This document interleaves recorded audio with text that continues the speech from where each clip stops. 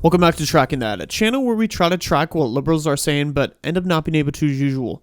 And in this video we have Joy Can't Read, yeah I know, very clever, going on the most aggressive rant against Republicans I've seen in a while, and the fact that she can keep a job after saying things like that boggles my mind. So MSNBC's Joy Reid, the black woman that had Donald Trump's hairstyle and shaved herself bald because she didn't like hearing about that, has said no matter what, we have to get white Christian nationalism out of the White House, aka Donald Trump and the MAGA Republicans.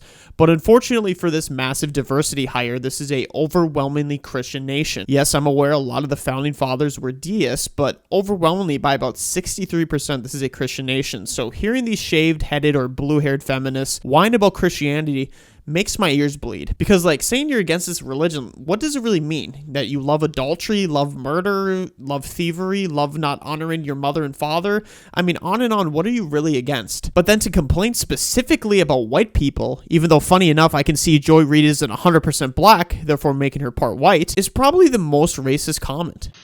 Let's not be trying to play games with these kinds of small things to try to pull us into a direction. All that matters in this election, and I genuinely mean this, all that matters in this election, the only thing that matters in this election is keeping Donald Trump and Project 2025 out of power. Keeping that insane ideology of white Christian nationalism and white supremacy and white male Christian dominance out of power. That's all that matters. My take on this is that the only thing that matters is to get the Democrat pedophiles out of office, the ones that allow young children to modify their private parts. I'd also like to end wars, to end the overtaking of a nation that can't handle the influx, to end getting scammed by other countries on trade and foreign policy, you know, that kind of thing. But no, we can't vote for someone who's a strong male that's going to save our nation because he's white. I genuinely don't care who the Democratic nominee is, and I'm being real. I don't care. If it's Biden, fine. If it's Kamala Harris, fabulous, right? But it's going to be one of the two of them. Let's just not play crazy games now. There are rules the way that this process works. It's one of the two of them. Either one, I don't care. Or if you want to parachute somebody else in and they not him, they not the orange one, they not the one who quotes Hitler. So this is referring to Trump saying illegal immigrants poison the blood of America. And obviously he didn't mean it in a racist way like when Hitler used it. Plus Trump said he didn't know Hitler used that quote at all. So this is terminology that is easy to use in your vocabulary without knowing who quoted it. But I'm sure we've all quoted Hitler at some point because we use language like he did. I'm sure he has said in the past that he's hungry, and we've said we're hungry. Hopefully the Democrats don't cancel us for that. Fine, put him in, I don't care. Because all that matters, I'm going to say this to y'all again, all that matters in this upcoming election is that you keep that man and that Project 2025 plan out of power. That's all you need to understand. And to do that, you are going to need to vote against the party that has embraced white Christian nationalism. The Republican Party is gone.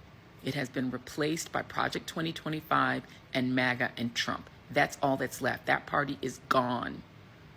And that means you have to vote against that letter, R, all the way down the ballot. You have to keep them out of power at the state level, keep them out of power at the federal level, or remove them from power at the state and federal level. That means anything with the R on it is toxic. Anything with the R on it is going to take your birth control.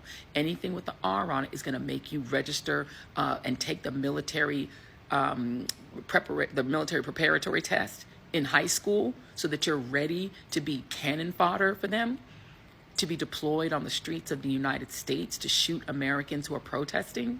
Evidence, evidence, evidence. What a load of jargon. And I always find it hilarious when they start to list the policies or the rights the Republicans are going to take away. And the first thing they mention is something related to abortion, like it's a God-given right, like the right to breathe. It makes me giggle. And I know damn well that she didn't read Project 2025. I only read 50 pages of it, and there's 920 of it. And it's pretty dry, but it's also pretty in-depth and interesting. They're going to take away your education. They're going to take away your opportunity to go to college. They're going to take away your books, your history. They're going to take away your right to even know the history of this country. They're going to replace it with so-called patriotic education. They're going to get rid of the Department of Education, meaning no more Pell Grants, no more money for school, no more student loans, no more equality for girls' sports. One of the biggest scams in America is college, because FAFSA is one of the biggest reasons we have access to college through the loans and grants we receive. And when FAFSA sets the price you get, the colleges will too. And also, even though universities are a not-for-profit business, it's like a politician. It wants to continuously expand policies and government, and college students want the full college experience like dorms and amenities. We are getting scammed, but it's not like Republicans are going to take away the opportunity for a further education. I just think some things need to get taken a look at on what we need. Like, do we really need to fund a degree in feminism? And she is not about to talk about women's sports, but she did. Is she missing the fact that men are replacing women in that category, or what's going on here? Yeah, so I've had enough of her. There was like another minute of her going on this massive rant on how we need to elect Democrats, blah, blah, blah. It just gets to be so old, and I just don't understand why she still has a platform and gets paid so much to spew such nonsense. But anyways, guys, that's all I have for today's video. Make sure you like, comment, and subscribe. Thank you.